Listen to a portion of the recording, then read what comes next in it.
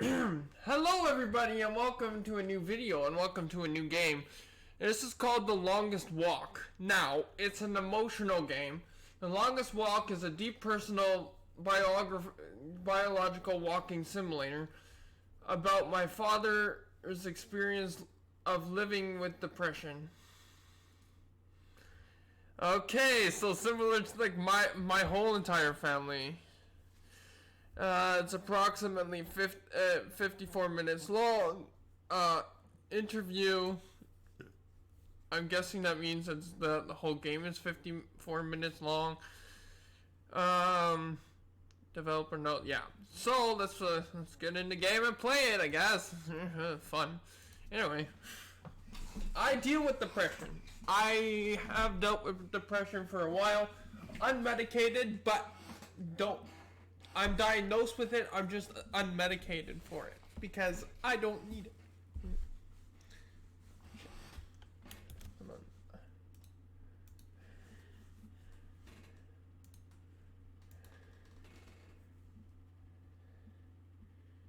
Is it gonna? Yeah. There's a content warning.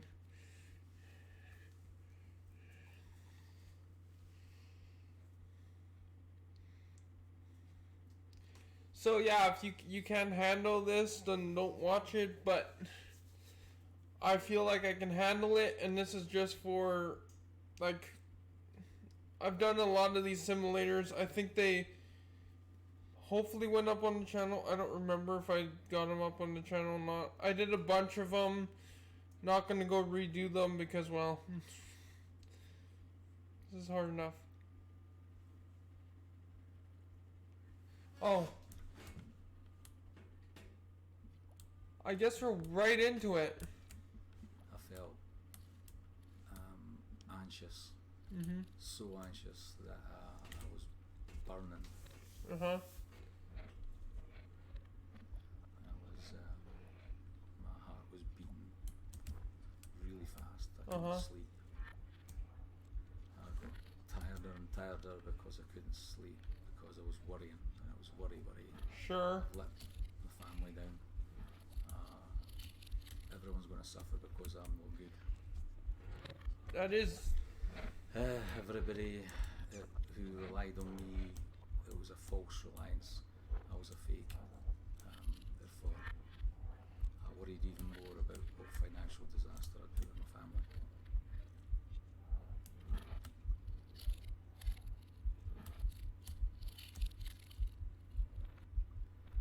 So, anxiety, nervous, energy burning off, lack of sleep. Yeah.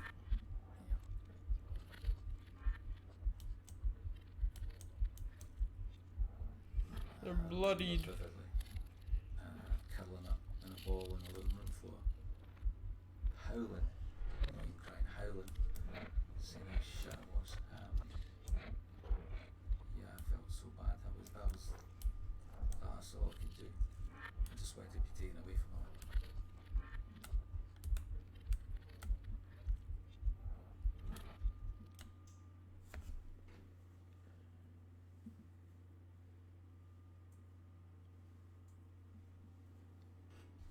Oh, this is the artwork to this I one. only realised something was wrong when I was driving back from school crying, and I knew this wasn't right.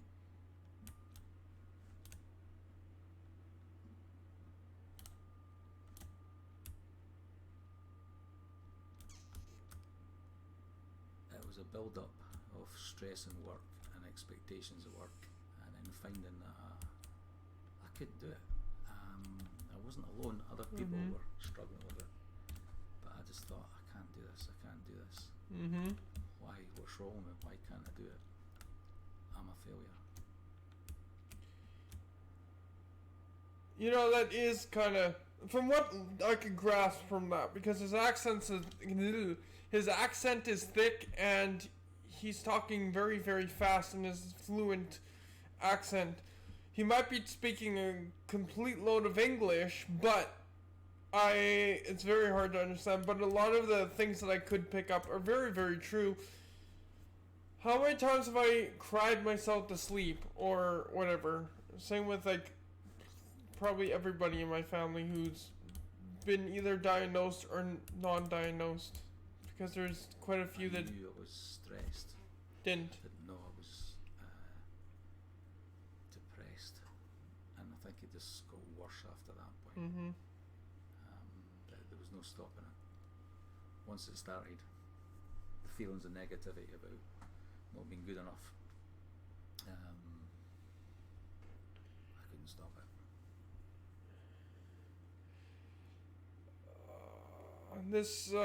And I'm fine, by the way. When I bring up if I bring up life experiences in any of my videos, or life like that are very hard for most people, I'm okay with it. This almost feels like when I was 18 and I almost wanted to end it all because of certain people and other things in my life going on, like the sexual abuse that I endured in school and the physical and mental abuse too. And I had to fight back all the time, but then they tried to get me into worse trouble, but it never stuck, because they're not gonna make me come in on the weekend or after school for detention bullshit. So, and my parents would never go for that when they were around. So, and anyway, how interesting this is to like have little blurps of like artwork in here, and then they're just a sea of white too, because that's kind of the most accurate that you can get it representation of this too. So there is that. So good on you, I guess, for trying. Sometimes I just go through the mimics, and I don't know if you will ever notice when I just go through the mimics of, or whatever, movements of actually just doing it. See, I can still see the car in the background. That's pretty interesting. Wasn't that the first? No, the first thing was in a different location, but that's the first thing in this location. The whole thing made me feel that I was worthless, so I didn't want to meet anyone. Mm-hmm. I didn't want to speak to anyone. I was so worthless that there's no point in, I shouldn't be indulging my hobbies, which I love, cycling and my books. I couldn't do that. I can't actually go very far because yeah, I thought I could walk on the sides.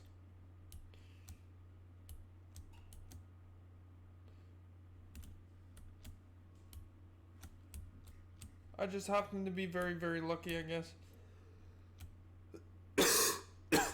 Anyway. Woo. I'm lucky. I could see, and now I can, that these are the sort of things I should have kept doing. I should have kept in contact with you. I should have gone out on my bike. I should have gone to the cinema. I should have done this. Yep. I just had to hide because it was an embarrassment. Yep. I was a worthless human being. Mm. And all the things that laterally I know is how you deal with it. I couldn't.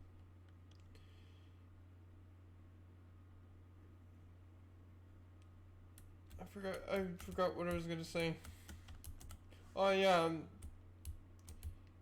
I like that. I like that you can't like divvy off.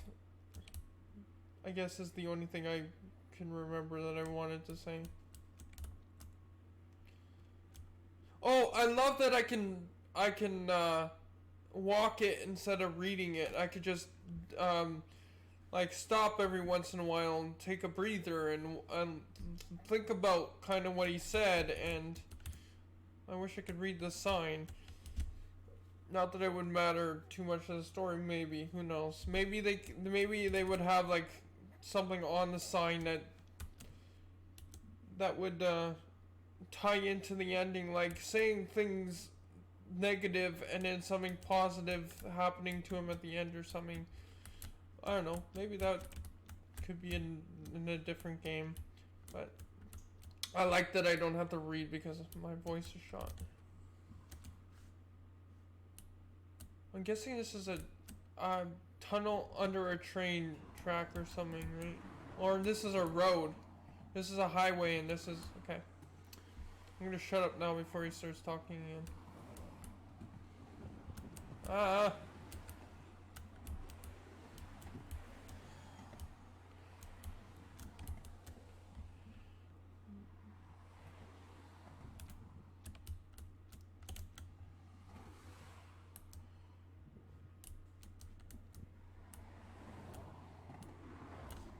Interesting. Okay.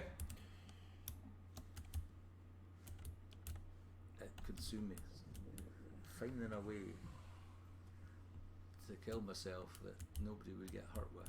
If I didn't want to jump in front of a train, piece of train driver into Sufferstock. I didn't want to hang yourself in the forest because some kid might find you. But I didn't want to kill myself. Interesting. But I did. And it was not a drama thing. It wasn't, oh, attention, oh, I want to kill myself. It was, I'm a useless piece of shit. And I'm no good to anyone. Everybody would be better off without me. Which didn't make sense.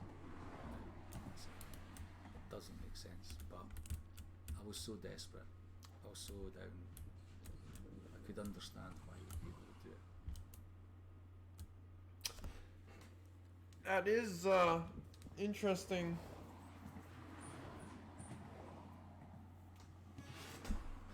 Because when I can't listen to the train sound right now. That's what I have to like work with every day is my anxiety to not want to go outside, but I have to go outside to get a little bit of exposure. Why? You just have to be stuck under my chair every time.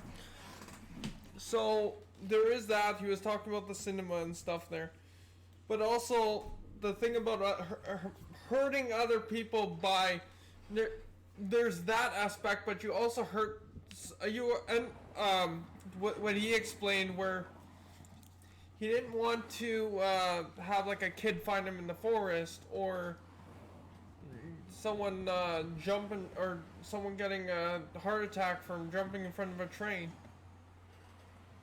or something. So that is like that aspect, but there's also like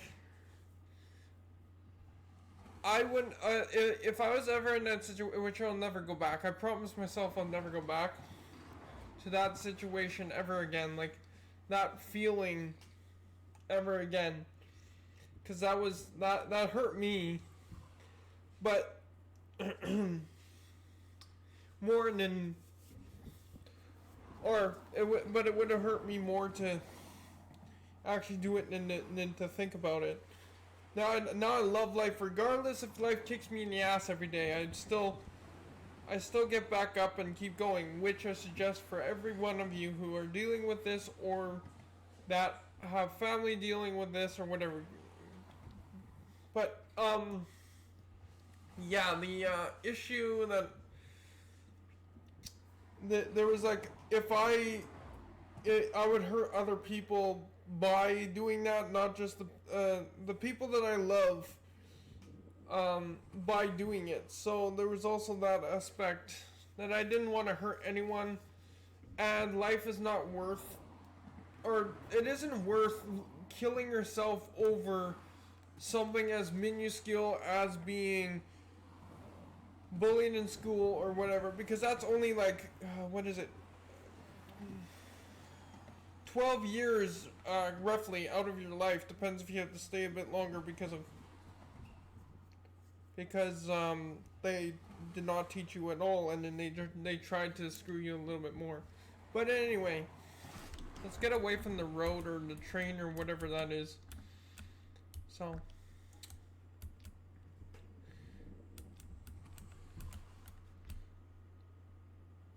because I was like, these guys are not worth killing myself over.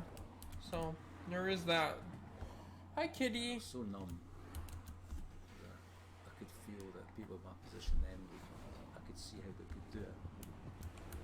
But unfortunately, I knew I couldn't because of my family. There's no way.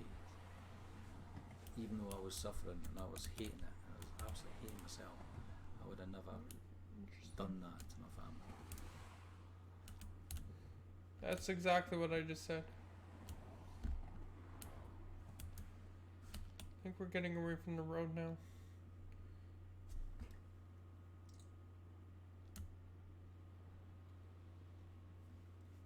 Now we're at the seaside, so that's a little bit nicer sound. Yeah, there is still that numbness. I remember a run and actually being on the beach at Kingsbarns, and thinking, because it was away from you all and I was having me time, then I reflected what a fucking great life I had. This is brilliant. I love my family and this is great. I can do this.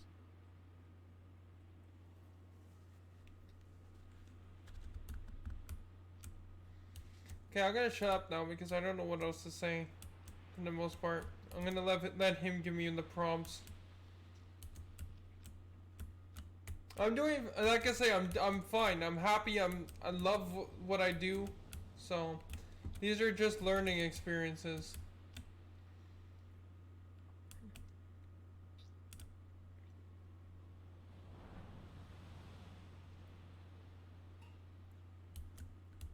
I am a guy who did a lot of things on his own, and I think when you're giving time to other people as your job, you sometimes needs a wee bit of time yourself without being too selfish.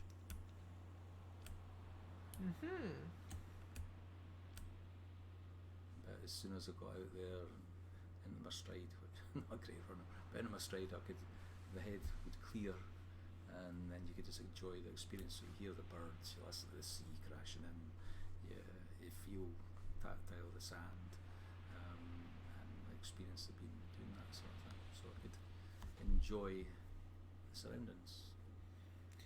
So, something I just noticed by divvying way over there and then coming back to the center here is that now that we're on an open ocean and not like on a path or the tunnel coming down to here, I can go anywhere again. Which is a pretty interesting form of like using the little art sections that you have. We're going back into an area where we're going to be restricted At the start, though. rush, was always a big timetabling, and at the end, more relaxed. That's good. Film the rest of it. Oh, was he talking about going through like therapy and stuff? Oh, yeah.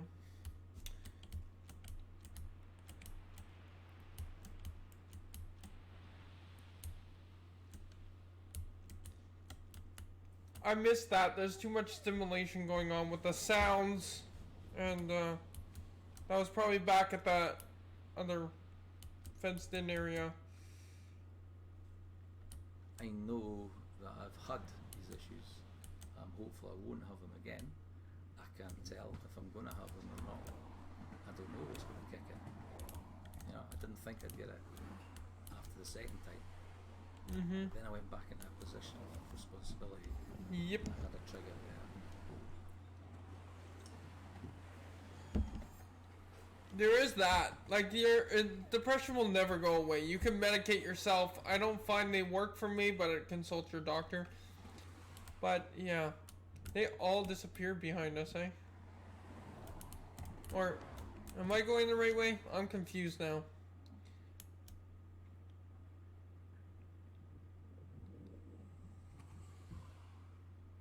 I knew things were happening. And I knew that...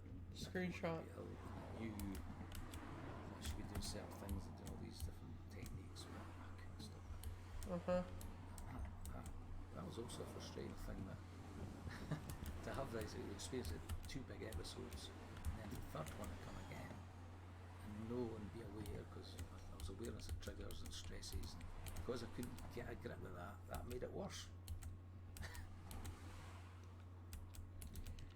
By the way, if you really... Okay, this is just me talking on, like, the other side a little bit, too. If you really wanted to feel pain, go into, like, boxing or wrestling or something.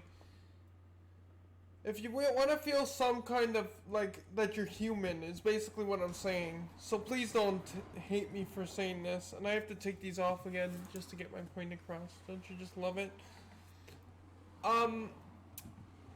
Like, I get that every human should feel pain, and sometimes you can't feel any pain on depression, and sometimes you can, and the same with anxiety when they're mixed and whatever else.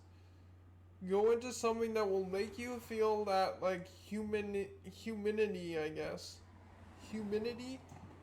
You know what I mean?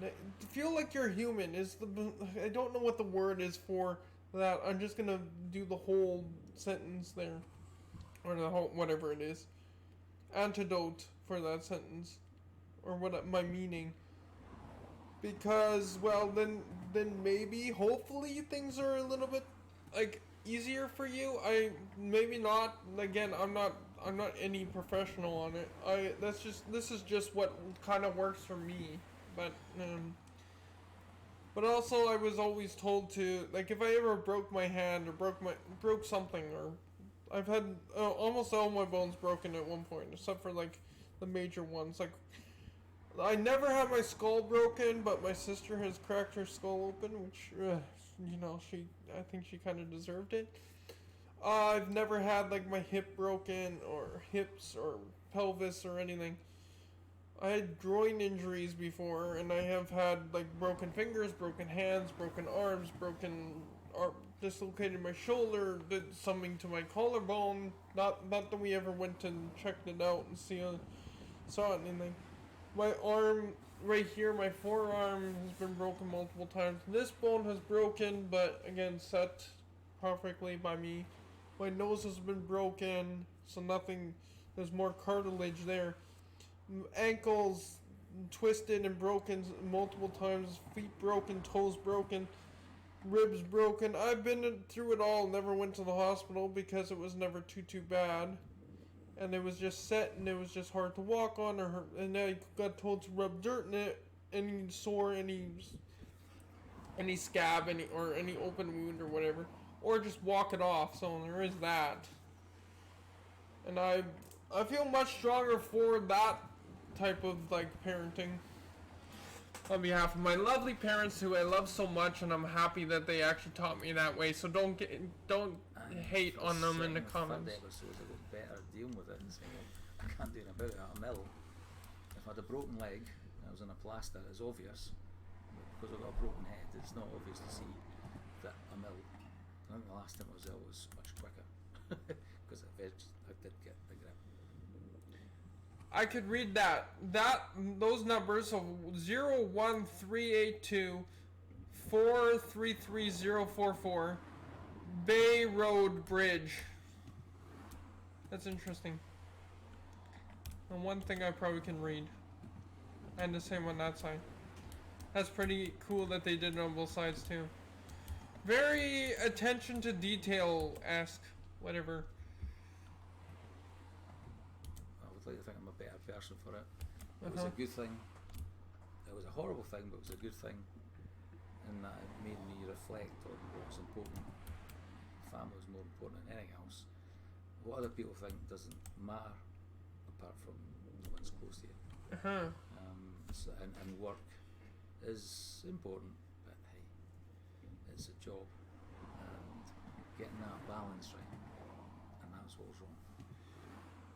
So, if these car sounds will stop for a second, is this supposed to be the gap in memory too? Like, hey, I remember there, and I remember here. I don't know how I got from A to B. B to C, C to D, D to F, F to G, G to H, whatever the letters orders is. But is that kind of how like it is? Because there's certain times when I'm like, and I don't know if this is part of this, what they're talking about here, or if it's just me being to me, where I'm like, I was just on the other side of the bridge. How did I get to this side of the bridge? Or whatever, in this case, for example. Or how did I get from the deck to the porch or something? I don't know. Because there's sometimes that I'm stupid, which I can comment on my stupidity. I'm happy with the way my life turned out. I'm happy with my my characteristics, my personality. But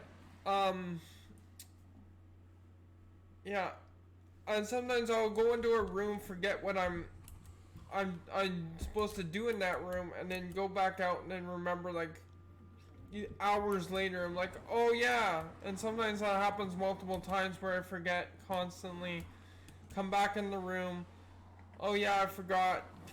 Wait a long time. Oh yeah, and then I forget, and then I come back. It's a vicious cycle, but I think that's just me being smooth-brained more or less in that regard. So I'm pretty smart in other situations. Can we read this sign? They're gonna talk right away, right? The boys, I don't know that we talked about, and I think they weren't fully aware of just how seriously ill it was, which is brilliant because we were too young to deal with that at the time. But it's good to talk about now. Uh huh.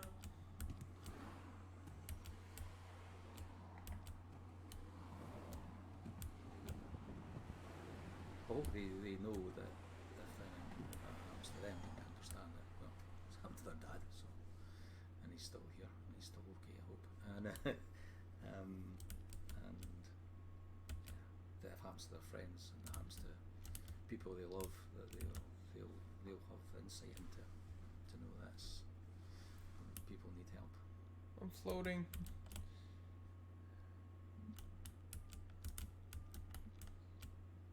Oh. Next scene.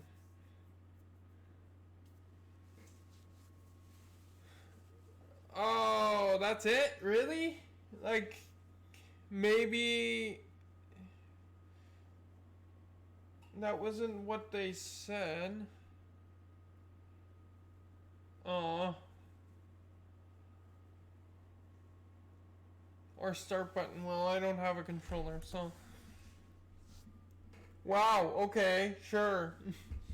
Well, yeah, it's pretty interesting how that works because I mean again everything's different for everybody and I can see a lot of things and I can understand a lot of things. I can put myself in other people's shoes way too easily.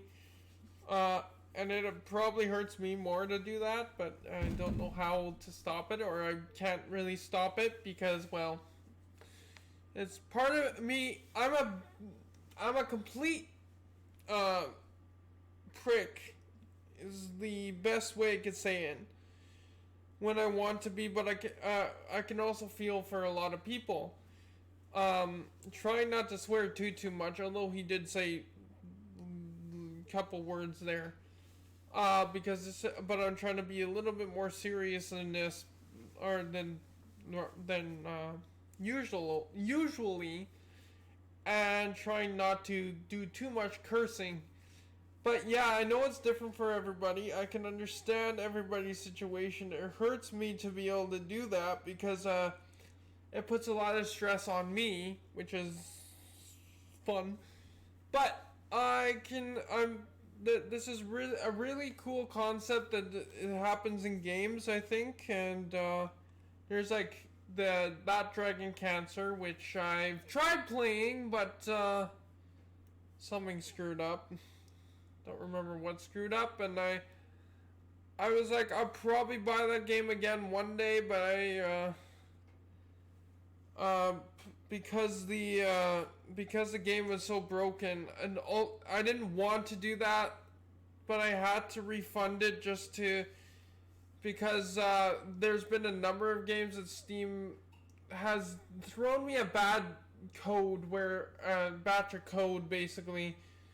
In that regard, it's not the game developer's fault because I've seen other people be able to play it just fine. It's Steam's fault for so I had to basically tell him, hey Steam, you threw me a bad copy. I would like to I have to get my money back just so that you can one day throw me a good copy. So Steam ended up paying me, not the developer. It's a weird story, but they're okay. So the developer ended up getting money from Steam and or getting my money, and then Steam paid me back. So I didn't like take any money from the developer there. I've talked to Steam over emails, which is not fun. I wish they had a number, just like I wish that Google has a number or YouTube has a number and that I can actually talk to, and in other places. In any case, that actually works, by the way. So don't send me like the numbers that I've tried already that are just on like when you type in like YouTube phone number or YouTube creator phone number or whatever, support phone number, whatever. I've tried all of them. So, but in any case, so there's that aspect of gaming now where we've played. And I've played a lot of them. I don't know how good those videos turned out, or if they actually were released, because a lot of them lived and died with my old editor, which, you know. And I mean, there's also that he was talking about killing himself. But usually when I do it, it's just, when I say kill yourself or whatever, it's just a joke. Like, I'm joking around, and I can joke about that because I went through that. Like, I only joke about stuff that either pertains to me or I've gone through or whatever. I don't ever, like, joke about, like, anything that isn't in my place to joke about. So everything in my videos that I've said or done or whatever, I've gone through or dealt with or interacted with in my lifetime. So this is pretty interesting. Thank you guys so much for watching this, and we'll see you guys in the next one. Bye bye.